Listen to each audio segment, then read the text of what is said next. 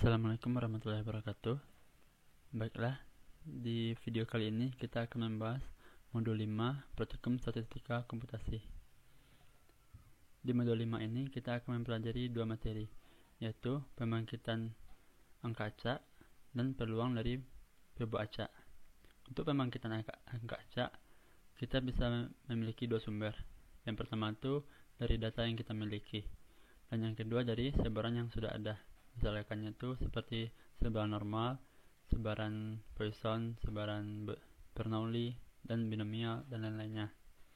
Dan berdasarkan pengembaliannya, pembangkitan angka acak ini terbagi dua. Yang pertama dengan pengembalian, dan yang kedua itu tanpa pengembalian. Jadi langsung saja kita cobakan di Minitab ya. Sebelumnya, saya sudah punya data yang ada di pada modul 2. Jadi yang untuk soal pertama kita akan cobakan mengambil 10 angka acak dari data yang sudah ada tanpa pengembalian. Caranya itu menu call, random data, sampai from column. Di sini tempat berapa jumlah data yang ingin kita ambil, misalkan 10. Nah, di sini adalah kolom dari mana data yang ingin kita ambil itu, misalkan dari kolom C1 itu nomor. Nah, yang di sini itu adalah tempat data yang kita ambil tadi itu akan kita letakkan. Misalkan kita ingin letakkan di C7. Nah, dan disinilah yang tadi, yang pengembalian atau tanpa pengembalian. Yang untuk di awal ini kita akan coba tanpa pengembalian. Ini data yang muncul. Jadi karena data kita 50 data, jadi data yang kita ambil itu nanti tidak akan lebih dari 50, angkanya tidak akan lebih dari 50. Selanjutnya akan kita coba dengan data di nama. 10. Ini C2. Kita letakkan di C8 misalkan. Tanpa pengembalian. Nah, ini adalah nama-nama yang kita ambil secara acak pada kolom nama ini. Karena tipenya tadi C1 adalah angka, jadi tipenya juga angka, dan C2 adalah teks, jadi tipenya juga teks. Kita cobakan dengan pengembalian lagi ya. Oke. Misalkan kita ingin ngambil 10 data juga, kita ambil dari kolom rata-rata UN, kita letakkan di C9.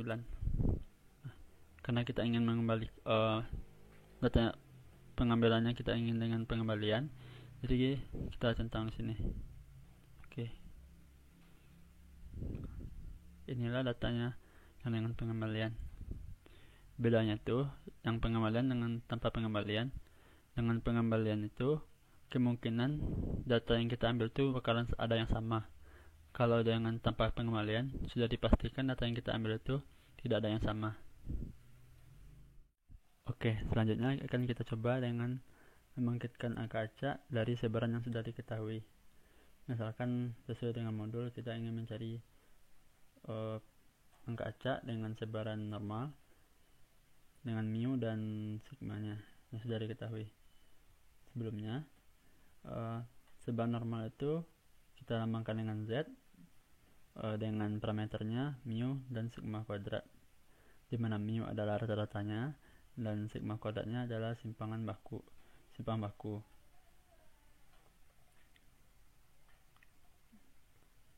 Jadi di modul diminta untuk menampilkan angka acak dari sebaran normal dengan sigmanya 9 dan mu nya 15. Oke. Caranya hampir sama. Jadi random data. Karena kita menggunakan sebaran normal, ambil normal.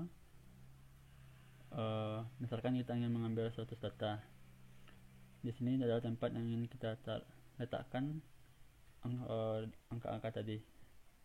Sekarang kita letakkan di C10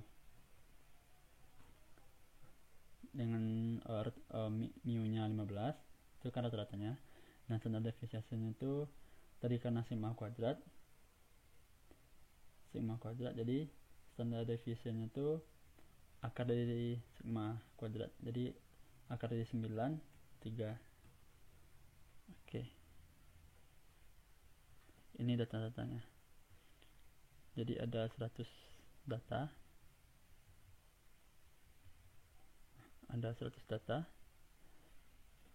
dari sebaran normal dengan mu sama dengan 15 dan sigma kuadrat sama dengan 9.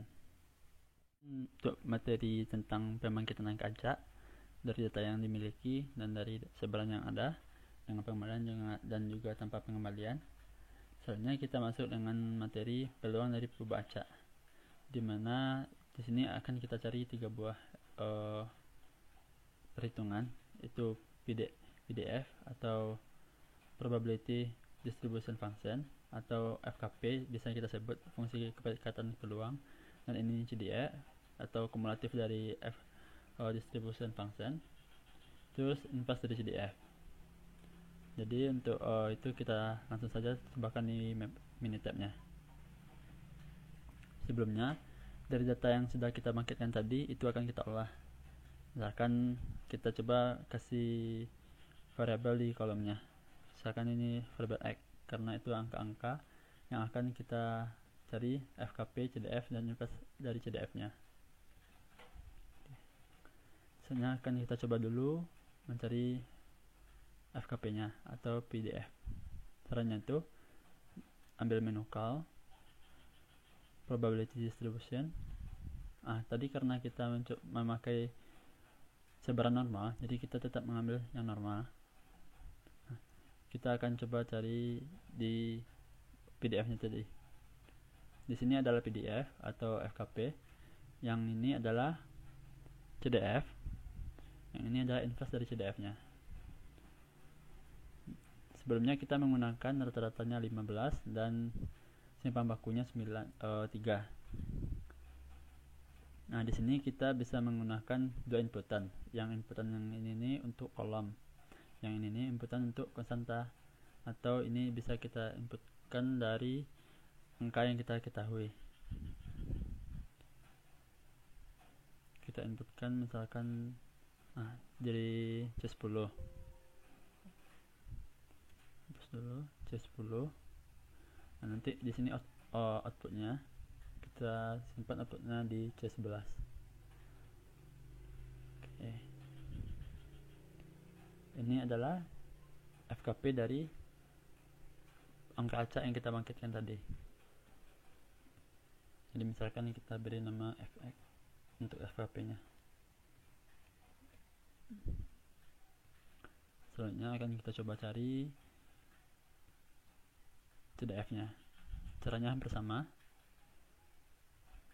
CDF. Untuk CDF kita mengambil inputan yang kolom yang tadi, yang C10. Kita simpan outputnya di C12. Oke. Ini CDF. Oke, kita coba beri nama di kolomnya F besar, X. Oke. Akan kita cari untuk inverse CDF nya. Normal. Nih, inverse CDF.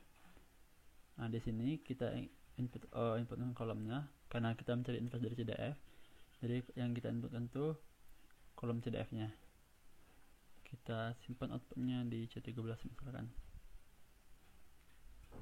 Oke. Ini inverse CDF.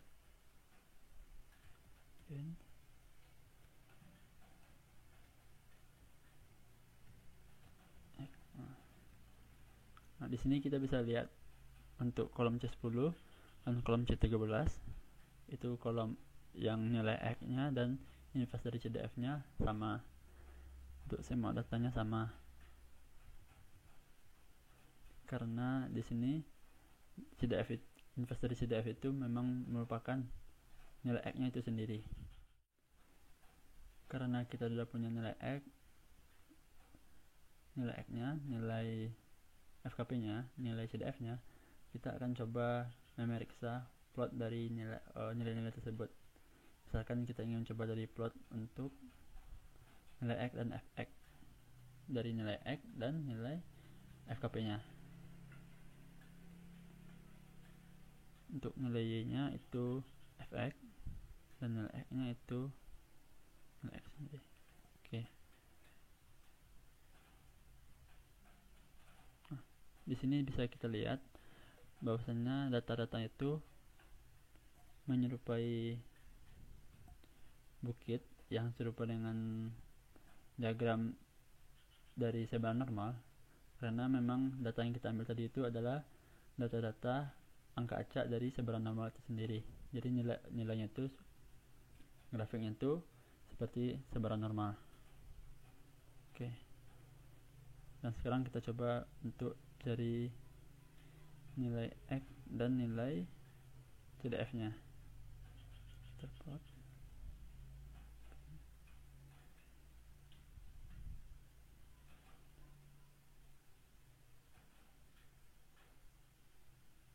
Oke. Dapat kita lihat untuk CDF nya nilai yang paling minimumnya itu adalah 0 dan nilai yang maksimum itu adalah 1. Seperti materi yang ada di kelas, itu nilai CDF itu nilainya minimum 0 dan maksimumnya 1. Oke, jadi ini juga data-datanya mengikuti grafik dari sebaran normal. Harap untuk materinya sampai di sini bisa dipahami, dan kalau misalnya ragu silahkan ulang-ulang lagi videonya. Selanjutnya kita akan coba bahas dulu sedikit mengenai sebaran yang sudah kita ketahui, yaitu normal itu parameternya mu, sigma kuadrat, uniform atau seragam dengan parameternya a, b, di mana a adalah batas bawah dan b batas atas, dan binomial bin n, p, n adalah jumlah percobaan dan p adalah peluangnya. Selanjutnya gamma itu theta, kappa.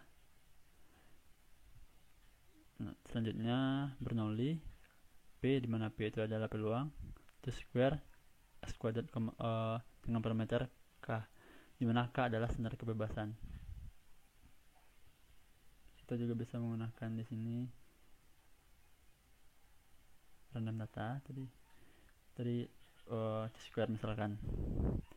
Di sini sama dengan sebaran normal tadi. Ini data yang ingin kita bangkitkan. Di sini output yang ingin kita simpan di mana data itu tadi nantinya. Nah, di sini adalah degree of freedom atau standar kebebasannya.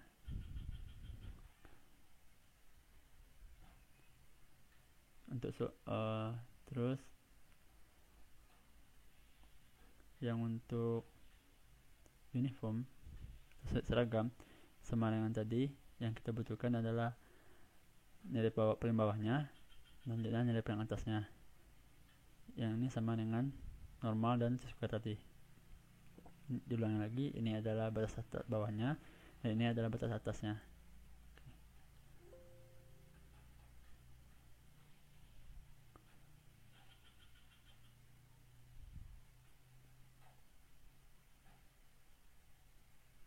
Bernoulli ini sama dengan yang sebelumnya. Yang kita butuhkan di sini adalah peluangnya, karena Bernoulli tadi itu adalah parameternya cuma p. Bernoulli p. Jadi yang kita butuhkan itu cuman nilai dari peluangnya saja.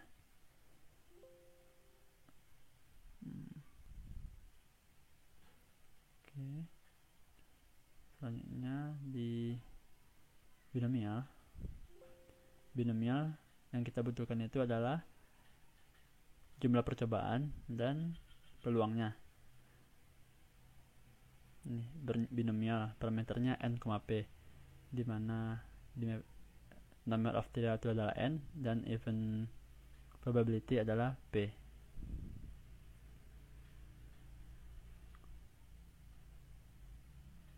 Dan gamma, untuk sebaran gamma sama dengan sebelumnya. Di sini kita butuhkan set of parameter, scale parameter, dan threshold parameter. Di sini set parameter ini adalah kappa, dan scale parameter itu adalah theta. Di sini kappa, di sini theta, dan di sini adalah kecenderungannya. Jadi untuk rumus kecenderungan ini bisa perhatikan, lihat sendiri di internet atau searching di Google. Belum lagi. Oke. Yang untuk lebih jauhnya, perhatikan bisa telusuri lebih jauh mengenai peluang-peluang random data ini dengan sebaran-sebaran yang sudah ada. Nanti bisa di searching di internet atau menggunakan menu help di Minitab-nya. Ini juga kita di geometri kita juga butuh nilai peluangnya.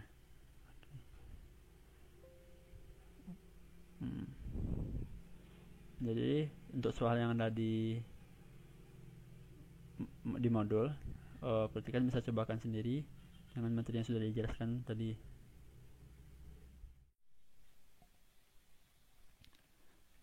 Baiklah, untuk selanjutnya kita akan coba menyelesaikan soal yang berkaitan dengan materi kali ini. Soalnya, data di bawah ini merupakan penjualan barang A pada 14 bulan terakhir.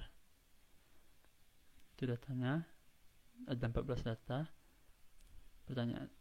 Perintahnya, ujilah dengan taraf nyata 5%, apakah rata-rata penjualan barang A sama dengan 6 juta per bulan, dan jawablah soal ini dengan lengkap dengan hipotesisnya berdasarkan nilai T hitung yang didapat, dan hitunglah nilai P secara manual. Oke. Yang pertama kita tentukan dulu hipotesisnya H0 dan H1. Di sini H0-nya kita misalkan H0 adalah rata-rata penjualan sama dengan 6 juta per bulan.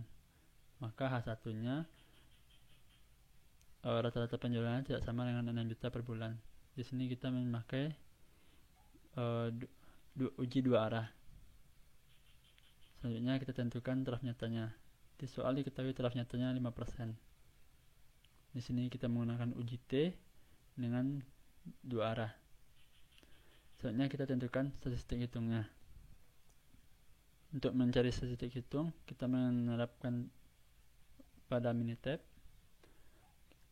Setelah datanya kita salin, jadi kita cari dulu statistik uji T satu sampel. Kita ambil dari kolom C15. Di sini hipotesisnya kita tadi menggunakan 6 juta.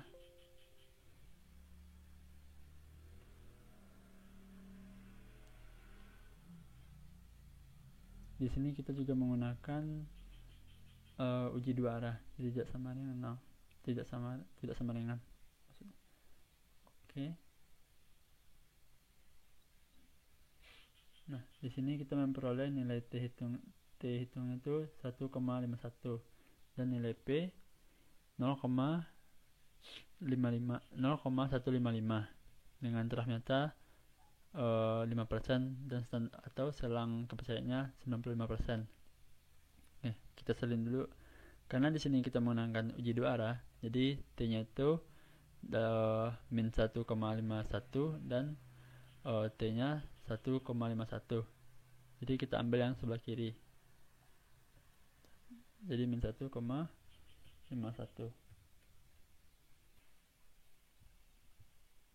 Jadi untuk selanjutnya kita menggunakan CDF dari uji T.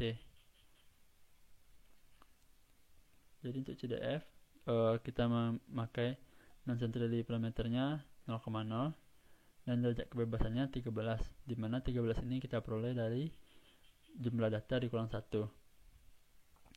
Kita inputkan dari kolom C17 dan kita outputkan di kolom C18.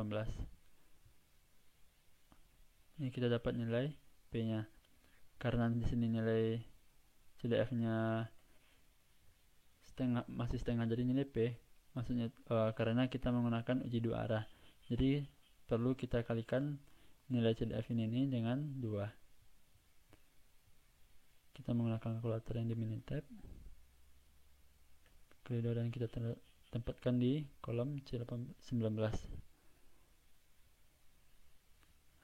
Nah, di sini kita peroleh nilai P hitungnya secara manual 0,1549661 0,51491, yang mana nilai P ini mendekati nilai P yang menggunakan perintah basic descriptive. Nah, sekian yang menggunakan Minitab-nya. Kita balik lagi ke sini. Jadi tadi kita peroleh nilai T-nya itu 1,51 dengan nilai P 0,154961. Karena nilai P kita lebih besar dari nilai alfa atau taraf nyata, maka kita tolak 0. Jadi interpretasinya adalah pada taraf nyata 5% tidak cukup bukti untuk menyatakan bahwa rata-rata penjualan barang A sama dengan 6 juta per bulan. Untuk materi di modul 5 cukup sekian. Diharapkan praktikan bisa memahami materinya. Terlebih dan terkurang mohon maaf. Assalamualaikum warahmatullahi wabarakatuh.